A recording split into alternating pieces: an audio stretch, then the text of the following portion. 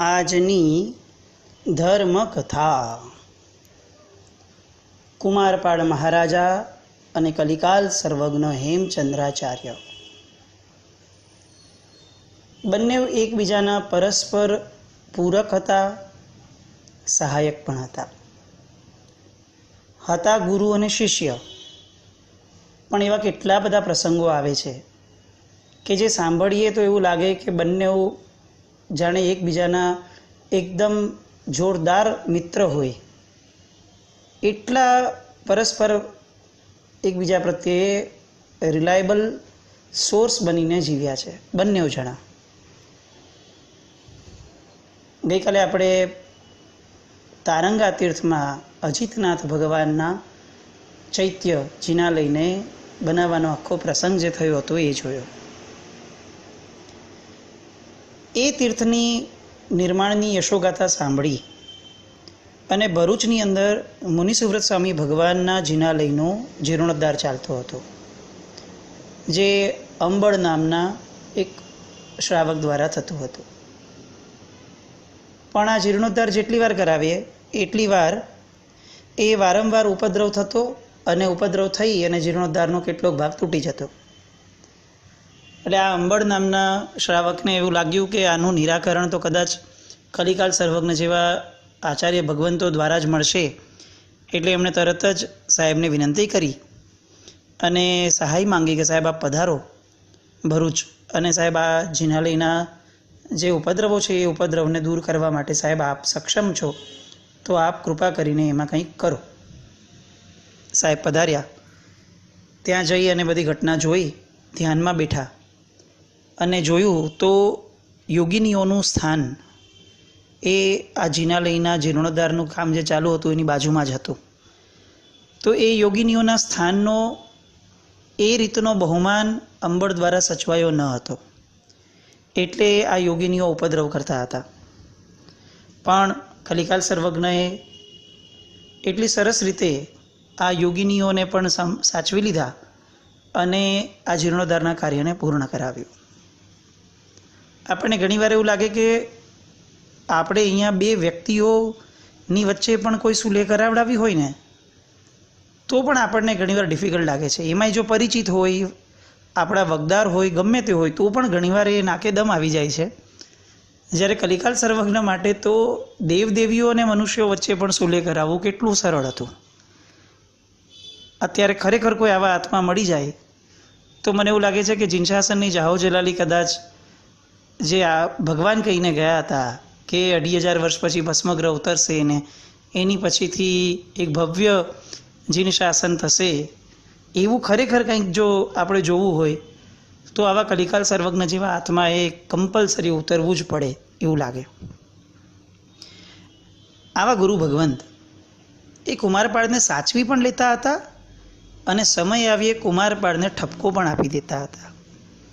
એટલે જ ખરા અર્થમાં કલ્યાણ મિત્રની વ્યાખ્યા આ ગણી, ગુરુની વ્યાખ્યા આ ગઈ કે ગુરુ ફક્ત સારું સારું બોલી અને પ્રોત્સાહન આપે એવું નહીં, જ્યાં ખોટું છે ત્યાં ડાયરેક્ટલી કે ઇનડાયરેક્ટલી એ સામી વ્યક્તિને રિયલાઇઝેશનના મોડ ઉપર પણ લાવીને મૂકે જ.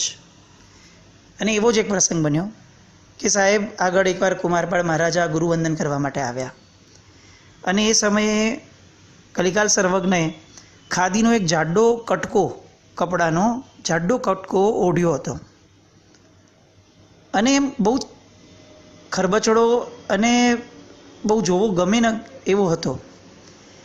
એટલે ગુરુવંદન તો કર્યા પણ પછીથી બહુ વિનયપૂર્વક કુમારપાળે જણાવ્યું કે સાહેબ મારા જેવો શ્રાવક આપનો ભક્ત હોય તેમ છતાં આપે આવા ખાદીના કટકા વાપરવા પડે?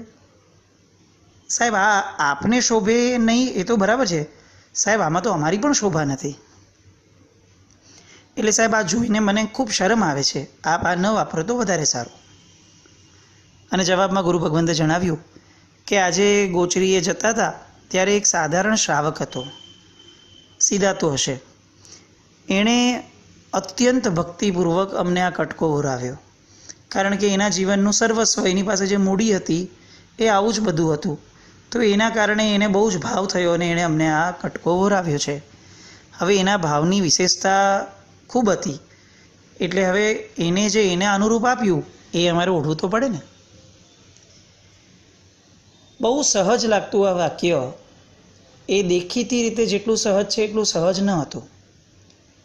કુમારપાળને જે મેસેજ સાહેબે આપવો હતો આ વાક્ય દ્વારા, એ મેસેજ કુમારપાળ સુધી પહોંચી ગયો કે તારા જેવો રાજા હોવા છતાં તારા નગરના શ્રાવકોએ, તારા સાધર્મિકોએ આવા ખાદીના કપડાં ઘરમાં રાખવાને પહેરવા પડે, એમાં તારી શોભા છે?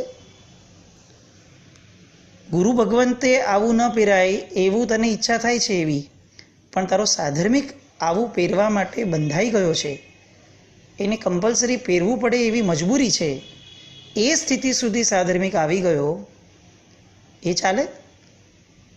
અને આ મેસેજ કુમારપાળના મગજ સુધી પહોંચી ગયો અને કુમારપાળે તરત જ એ જેટલા પણ સાધર્મિક હતા નગરની અંદર એવા બધા જ આવા સીધાતા એવા સાધર્મિકોની નોંધ લેવડાવી, બધાને ખૂબ યોગ્ય એવું ધન આપી અને સક્ષમ બનાવ્યા. અને પોતાની જે ઉણપ હતી, ઉદારતા ઓછી હોવાની જે ઉણપ એને વર્તાતી હતી, એ ઉણપને પણ એમણે કુમારપાળે પૂરી કરી લીધી. આજે પણ આપણને આ દ્રષ્ટાંત બહુ જ જાગતું લાગે. આપણે ગુરુ ભગવંતોને સરસ મજાના જેટલા શ્રેષ્ઠ થઈ શકે એવા કપડાં વહોરાવીએ. આપણે આપણા ઘરનાઓને પ્રસંગ હોય કે ન હોય સારામાં સારા કપડાં લેવડાવીએ, અને એવા સમયે આપણને આપણો સમાન ધર્મ પાળતા વ્યક્તિઓ યાદ ન આવે, એ કેવી રીતે ચાલે? પર્યુષણા આવે છે. સાધર્મિક વાત્સલ્યનું આપણું એક કર્તવ્ય છે. વાત્સલ્ય શબ્દ જે છે એ વત્સ નામના શબ્દ પરથી ઉતર્યો છે. વત્સ એટલે દીકરો. તો કે સાધર્મિક સાથે કેવો વ્યવહાર કરવો? તો કે પોતાના સગા દીકરા સાથે કેવો પ્રેમપૂર્ણ વ્યવહાર હોય. એ ખોટું કરતો હોય તો પણ એને સાચવી લેવાય, એને પોતાનું સર્વસ્વ આપી દેવાય. મહેનત આપણે કરીએ અને જલસા એ કરે એવું થતું હોય તો પણ થવા દેવાય, કારણ કે આપણો વત્સ આપણો દીકરો છે. તો જેવો વ્યવહાર આપણે આપણા દીકરા સાથે રાખીએ છીએ એવો જ વ્યવહાર સાધર્મિક સાથે વાત્સલ્યપૂર્વકનો રાખવાની વાત છે. આપણે નવા કપડાં લઈએ એટલે જૂના કપડાં સાધર્મિકને આપી દેવા, આવું વલણ જો આપણું હોય તો હું એવું માનું છું કે આપણને જ આપણી દયા આવવી જોઈએ. જે સાધર્મિક ભગવાનના ધર્મને જીવતો રાખે છે, જે સાધર્મિક બ્રોડ સેન્સની અંદર એક આખા સંઘને ઊભો કરે છે, કારણ કે આવા સાધર્મિકો ભેગા થયા ત્યારે સંઘ થયો, અને સંઘ હતો તો આપણને ઉત્સાહ ઉમંગથી કેટલાય પ્રસંગો માણવા મળ્યા. તો આવા બધા સાધર્મિકો પ્રત્યે આપણે હીનતાના ભાવપૂર્વકનું જો કંઈ કરીએ તો એ પુણ્યબંધ આપશે કે કર્મબંધ કરાવશે, એ વિચાર ખરેખર આપણે કરવો જોઈએ. ઉચિત વ્યવસ્થા કીધી છે. ગરીબને ગરીબની જેવું મળે, સ્વજનને સ્વજનની જેવું મળે, અને સાધર્મિકને સાધર્મિક જેવું મળે. હું નવા કપડાં લઉં ને જૂના કપડાં એમને આપું, એ ન ચાલે. હું નવા કપડાં લઉં તો હું મારા સાધર્મિક માટે પણ એક નવા કપડાં મારી સાથે જ લઉં.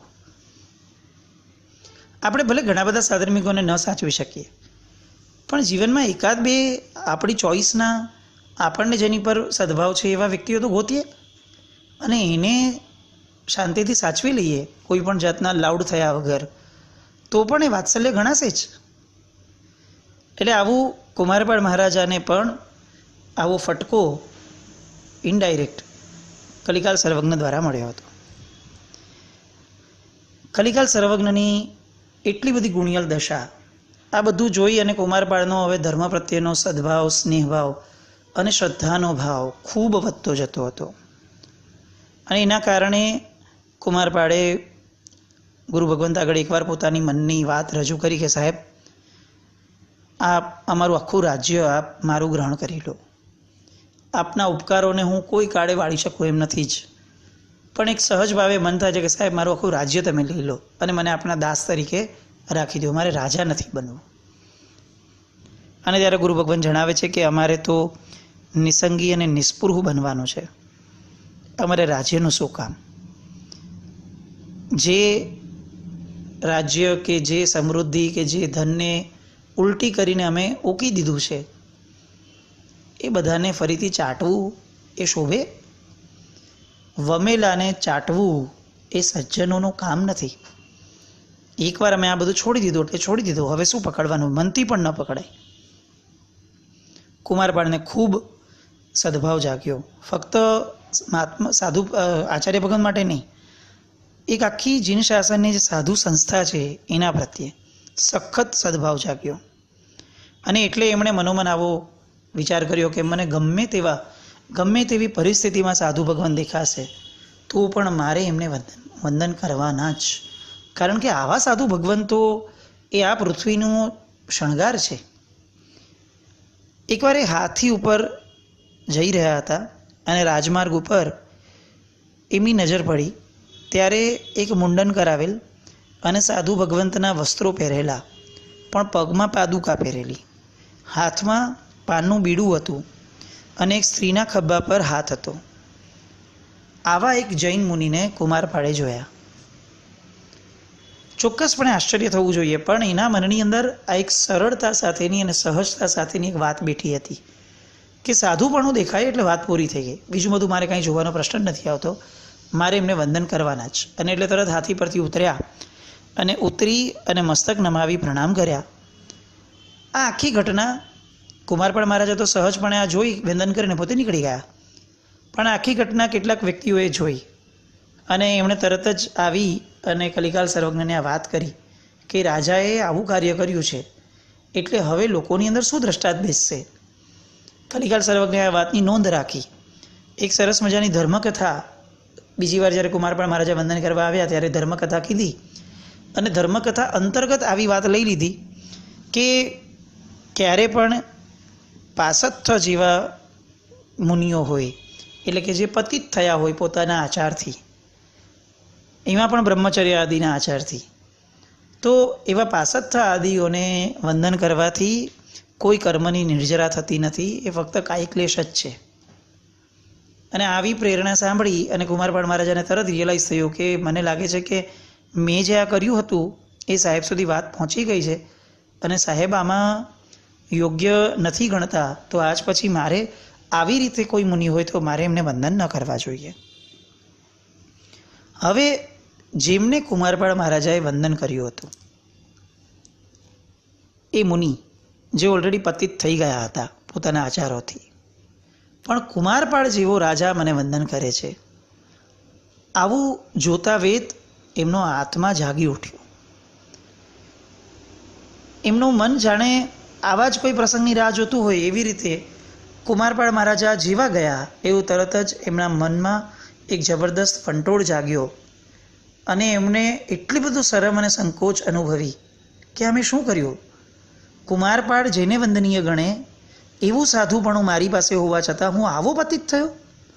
અને પશ્ચાતાપની ધારા અનહદ વહેવા લાગી અને આ જ ધારાની અંદર એમણે ત્યાં બાજુના પર્વત ઉપર જઈ અને અણસણ સ્વીકારી લીધું.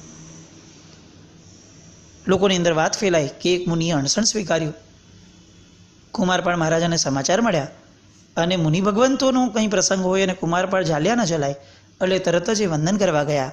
ત્યાં જાય છે, મુનિ ભગવંતને વંદન કરે છે અને તરત જ જેવા એ વંદન કરવા માટે ઝૂકવા જાય છે ત્યાં તરત જ મહાત્મા એમને રોકે છે કે નહીં, આપ મને વંદન નહીં કરો, કારણ કે આપ મારા ગુરુ છો. કુમારપાળને આશ્ચર્ય થાય છે કે હું તમારો ગુરુ કેવી રીતે થયો. અને ત્યારે એ મહાત્મા આખી ઘટના કહે છે કે તમે આવું આવું કર્યું હતું અને એના કારણે મને જે ઝટકો લાગ્યો એના કારણે જ ભવસાગરથી નિસ્તાર કરવાનો આ ફરી માર્ગ એ મારામાં પ્રગટ્યો છે. જો તમે એ સમયે મને વંદન ન કર્યું હોત તો હું કદાચ ચેતત નહીં. એ પ્રસંગ તો પૂરો થયો, પણ આ પ્રસંગ આપણને કેટલું બધું કહી ગયો. આવા મુનિને વંદન કર્યું હોય તો કેટલું ખરાબ લાગ્યું હોત આપણને, કેટલું નિંદનીય લાગ્યું હોત. પણ હવે એનું રિઝલ્ટન્ટ ઇફેક્ટ આવી તો પછી હવે આપણે ફેરવિચાર કરવો જોઈએ ને કે કોઈ પણ વ્યક્તિ શાશ્વતી રીતે ક્યારે પણ અશુભમાં નથી હોતું. આજે કદાચ અશુભમાં પ્રવૃત્ત છે તો બેવ શક્યતા છે, યા તો એ એના કર્મનો ઉદય પણ છે અને યા તો એ આ વખતનો આ જન્મનો એનો અવળો પુરુષાર્થ પણ છે. હવે જો એના કર્મનો ઉદય છે તો એનો મતલબ કે કર્મનો ઉદય ક્યારેક પૂરો થશે. તો જ્યારે કર્મનો ઉદય પૂરો થશે ત્યારે શુભમાં આવવા જોઈએ, પણ શુભમાં તો જ આવશે જો એને માર્ગ પ્રત્યે અને સંઘ પ્રત્યે સદભાવ હશે. અને સંઘ પ્રત્યે સદભાવ તો જ ટકશે જો સંઘ એને ખોટા સમયની અંદર પણ એને યોગ્ય રીતે એની સાથે વ્યવહાર કરશે. આવું ફક્ત મહાત્માઓ માટેની વાત નથી. આપણા જીવનની અંદર જેટલા પણ વ્યક્તિઓના જીવનમાં અશુભતા છે, આ બધા માટે આ માર્ગ બહુ પ્રશસ્ત છે. કોઈને ધુતકારી ન પડાય, ભલે ને ગમે તેટલો ખરાબ છે, પણ એ આજે ખરાબ છે, કાલ કોને જોઈ છે? કારણ કે આજે સારા એવા આપણે, આવતીકાલે આપણે પણ ખરાબ થઈ જશું તો. એટલે ધુતકારીને કોઈ ફાયદો નથી, પણ જો સાચવી લઈશું, પંપાડવાની વાત પણ નથી, એને પોષવાની વાત નથી, પણ સદભાવ ટકી રહે એવો વ્યવહાર કરશું તો કાલે કદાચ સુધરવાની શક્યતા પણ રહેશે. અને આવો એક સરસ મજાનો ઉપદેશ કુમારપાળ મહારાજાના પ્રસંગમાંથી આપણને પ્રાપ્ત થાય છે. હવે ધર્મના રંગથી રંગાયેલા એવા કુમારપાળ મહારાજાએ સાતે ક્ષેત્રોની અંદર વિપુલ પ્રમાણમાં દ્રવ્યનો વહેક થયો. સંપ્રતિ મહારાજા જેમ જિનાલયો દ્વારા પૃથ્વીને શણગારીને ગયા, એવી રીતે જ કુમારપાળ મહારાજાનું નામ આવે છે. 1440 જિનાલયોથી એમણે આ પૃથ્વીને શણગારી. 1440 જિનાલયો. આપણને 18 દેશના ધણી તરીકે કુમારપાળ યાદ છે, અમારીનું પાલન કરાવનાર કુમારપાળ યાદ છે, પણ 1440 જિનાલયો જેમણે બનાવ્યા છે એવા વિશેષણપૂર્વક શું કુમારપાળ મહારાજા આપણી યાદીમાં છે? કુમાર વિહાર, મૂષક વિહાર, કરંબ વિહાર, દીક્ષા વિહાર. હેમચંદ્રાચાર્ય મહારાજ જે જગ્યાએ જન્મ્યા હતા એ ગામની અંદર ઝોલિકા વિહાર. આવા કેટલા ઉત્તમ જિનાલયો એ કુમારપાળ મહારાજાની જીને શાસનને ભેટ છે. અમારીનું પાલન એ કુમારપાળ મહારાજાનું નામ આવે અને આપણા મગજમાં સહજ ઉત્પન્ન થાય. એ કેવું કરાવ્યું હશે?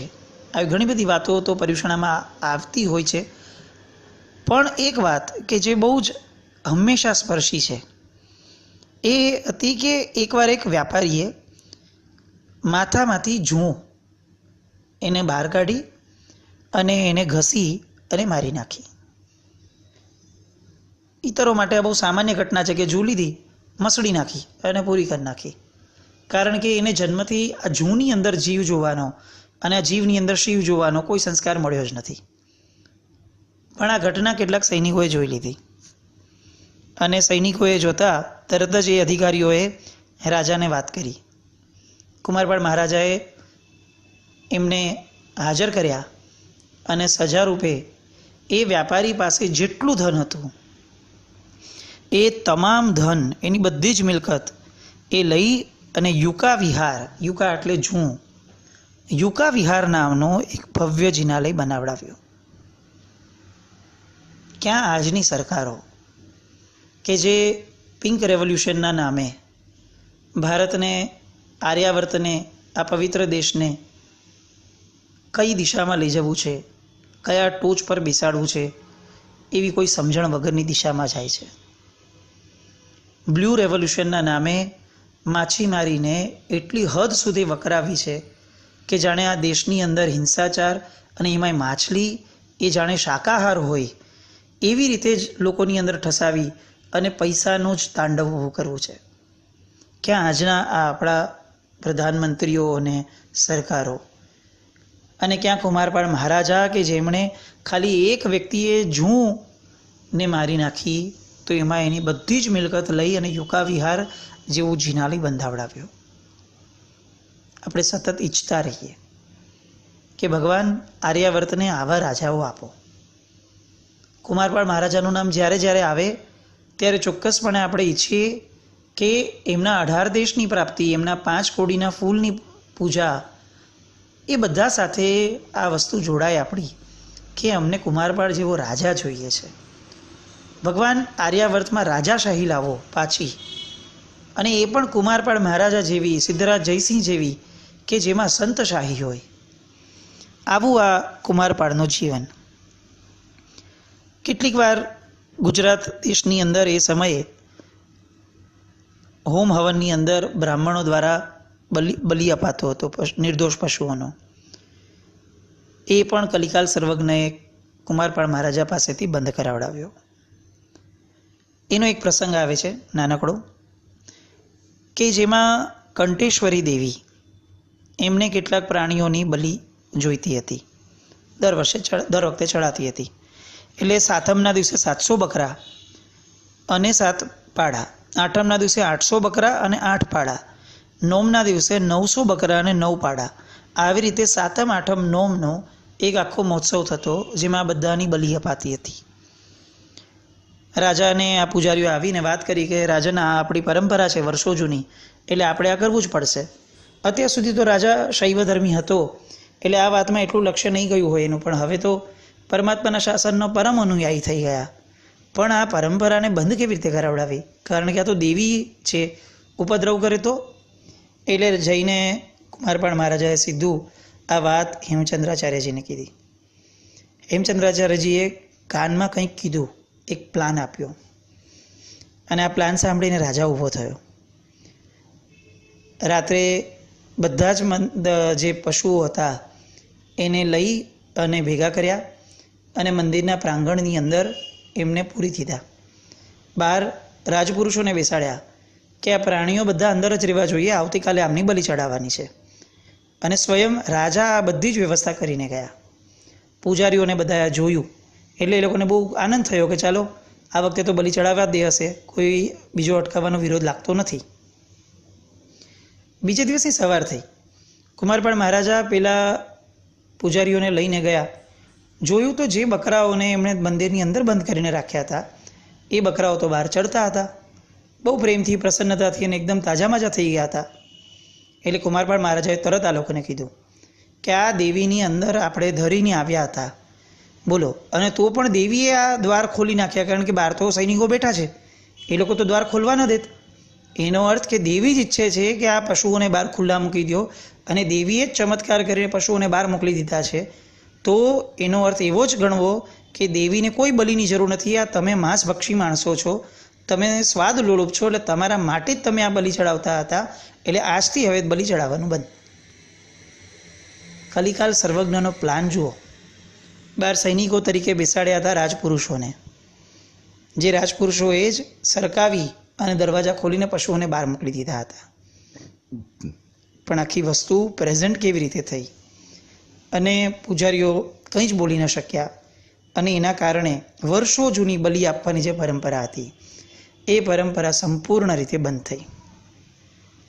પણ કંટકેશ્વરી દેવીને ગુસ્સો આવ્યો. આ પૂજારીઓને ખબર ન પડે કે આમાં કોણ શું રમી ગયું, દેવીને તો ખબર પડે ને. એટલે દેવીને એટલો બધો ક્રોધ આવ્યો કે એમણે રાજાને દર્શન આપ્યા, અને દર્શન આપી અને ત્રિશૂળનો ઘા કર્યો. ત્રિશૂળનો જેવો ઘા થયો એવો તરત જ કુમારપાળ મહારાજાને કોઢ થયો. કુમારપાળ મહારાજાને કોઢ થાય એટલે કુમારપાળ મહારાજા ન વગોવાય, જૈન ધર્મ વગોવાય. એટલે તરત જ કુમારપાળ મહારાજા પોતાની જાતને ક્વોરન્ટાઇન કરી લે છે, રાજમહેલમાં બંધ થઈ જાય છે. કોઈને ખબર ન પડવી જોઈએ કે મને આવું થયું છે. મને રોગ થયો એની મને ચિંતા નથી, પણ મારો રોગ જો લોકોમાં ખબર પડશે તો જે થશે પછીથી ધર્મની નિંદા, એની મને બહુ ચિંતા છે. પછી શું થાય છે? આ કોડ નીકળે છે કે નથી નીકળતો, એની વાત આવતીકાલે જોઈએ. કુમારપાળ મહારાજા એમના ચરિત્રને બહુ જ પ્રેમથી વાંધીએ. કલિકાલ સર્વજ્ઞ જે યુક્તિપૂર્વક પરમાત્માના શાસનને અને રાજાઓને સરસ મજાના જૈનત્વની અંદર સમાવિષ્ટ કરી રહ્યા છે, એ બધી વાતો ફક્ત સાંભળીએ નહીં, સતત મનમાં એને ઈચ્છીએ કે આવું કોઈ વ્યક્તિત્વ અમને આપો ભગવાન. We are missing such personality.